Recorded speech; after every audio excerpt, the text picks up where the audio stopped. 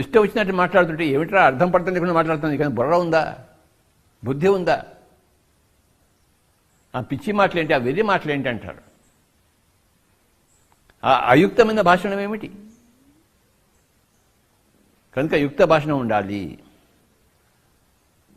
సరే, సరైన మాటలే మాట్లాడతాము, మాట్లాడుతూనే ఉంటాం. ఏంటి పక్కవాడికి ఛాన్స్ ఇవ్వకుండా, పక్కవాడి మాటలు వినకుండా, నో నో నో, మన పాయింట్ క్లుప్తంగా పెట్టి మళ్ళీ నోరు ముందు కూర్చోవాలి. మన భాషణంలో క్లుప్తత ఉండాలి, బ్రెవిటీ ఉండాలి, స్పష్టత ఉండాలి, క్లుప్తత ఉండాలి.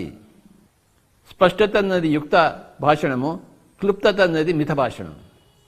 చాలా కష్టం బాబోయ్, మాటలు మాట్లాడడం అంత ఈజీ కాదు. వీణ వాయించడం ఈజీ ఏంటి, ఎంతో సాధన చేస్తే కానీ వీణ వాయించడం రాదు. మాట్లాడడం సులభం ఏంటి, ఎంతో సాధన చేస్తే కానీ మాటలు సరిగ్గా రావు, యుక్తంగా రావు, మితంగా రావు. ఎంతో సాధన చేయాల్సి వస్తుంది. ఒక వీణ నుంచి సుస్వరం తీయాలంటే, ఒక నోట్లో నుంచి సుస్వరం తీయాలంటే, సరైన స్వరం తీయాలంటే, సరైన మాట తీయాలంటే, సరైన వాక్కు తీయాలంటే రామచంద్ర ఎంత కష్టమో.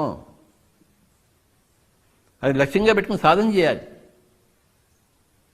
నా నోట్ల నుంచి సరైన మాటలే రావాలి, స్పష్టంగానూ రావాలి, క్లుప్తంగానూ రావాలి, సత్యంతో కూడుకుని ఉండాలి, స్పష్టతలో ఉండాలి, సత్యతతో, స్పష్టతతో, క్లుప్తతతో కూడి ఉండాలి నా మాటలు.